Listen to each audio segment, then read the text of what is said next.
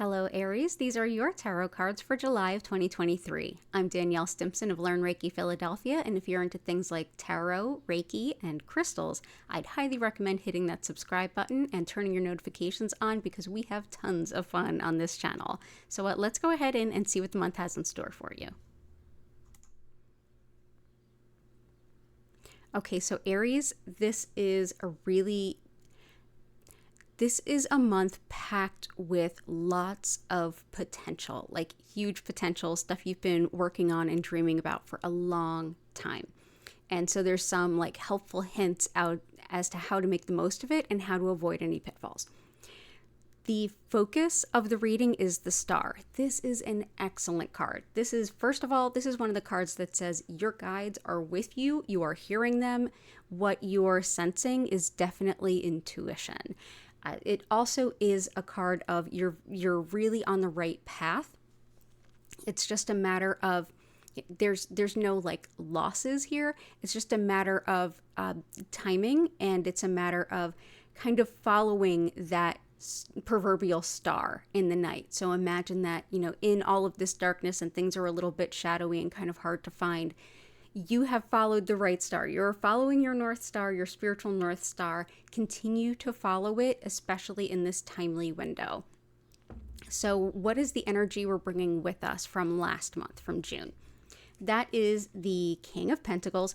You are where you are because of hard work. You've been working at this. You've been applying yourself. It's been very diligent. This would be, would be like a master, like CEO, somebody that you would want to learn from as far as how to structure things for ultimate success and long-term thriving. So a lot of methodical planning has come in, and now it's you're reaching kind of the top pinnacle of where you could be right now. The challenge is the Hermit, which is an interesting challenge card. The Hermit, when it shows up in this way, really points to potentially unhelpful patterns, like a reluctance to reflect inward and refine yourself. So I would say the thing that the star is kind of trying to whisper to you is this is a time to say, okay, I'm this far along on my path. What kinds of things am I most worried about within myself? What kinds of things hold me back? Where do I usually trip over my own 2 feet? Reflect on those things and be willing to make changes. And we have some more insight on that shortly. Next card is the best way forward. This and the star together are really potent and incredibly sweet. Ace of Pentacles is all about a burst, especially a short-term burst of resource energy. So this is literal coin. This can be creating something, launching something. This is something created that is tangible. And even if it's not technically like a physical item, if it's an idea that is like a business or something along those lines, that is tangible. If it's a system or a structure or even like a software, something along those lines. This is like something being created. It's also, like I said, financial abundance. This could even be if you've been working really hard to like get some kind of resource, like saving up for a house, buying a house, something along those lines. This is it kind of coming into abundance. Best path forward is to double down on the good things, chase and pour energy into the things that are what you've been working on and the opportunities you get. This usually shows up when there is a big opportunity to take what you've created and make it bigger. That is also definitely playing off that energy of the star. So keep following what's working and keep going in the right direction. So now let's tickle back for a moment and think about that, the Hermit, and that Hermit in the challenge position. Sort of like a reluctance to look at yourself and what things you might do that hold you back or keep you stuck. The Whispers from Your Guides card has some info on that. And that's the 9 of Swords. This card looks devastating and it feels devastating. But here's the thing. It's all mental. These swords aren't real. there are no bats flying around with swords. They don't actually exist. This is worry. This is worry far above and beyond the reality of any situation going on. And so I feel like this and that Hermit are very connected.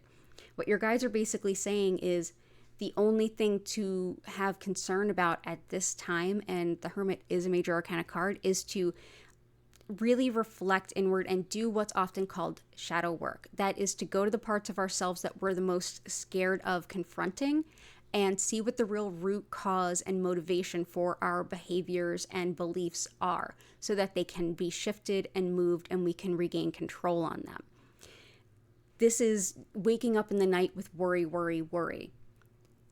That worry energy would be best used to, rather than run from the Hermit, embrace that ultimate reflection inward and say, okay, here are the ways in which I get in my own way.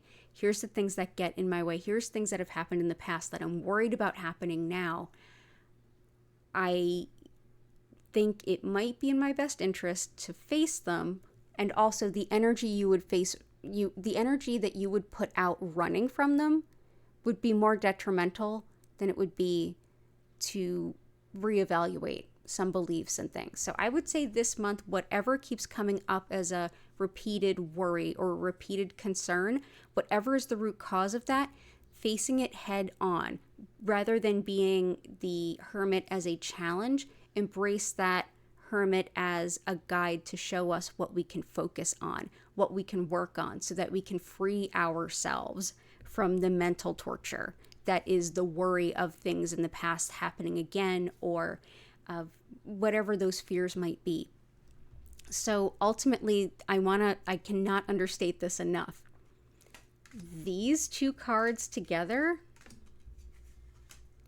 are incredibly powerful. Very, very powerful. You're in the right place. This is a limited time thing. Definitely follow through with it. Your intuition is spot on. You'll know where to go and you'll know what the timing is. And whatever is making you feel worried or at a crossroads, don't be afraid to face that head on too. It won't be as threatening as you feel like it might be. It'll actually be a lot scarier from the outside looking in and kind of running from it than it would be if you just said, hey, this is a challenge for me. So all the best to you, Aries. I also recommend that you check out your sun, moon, and rising sign videos. All three will give you a lot more detailed information about what you can expect to unfold this month. But this is an amazing month. You have this. You're about to do things that you've been working for a long time.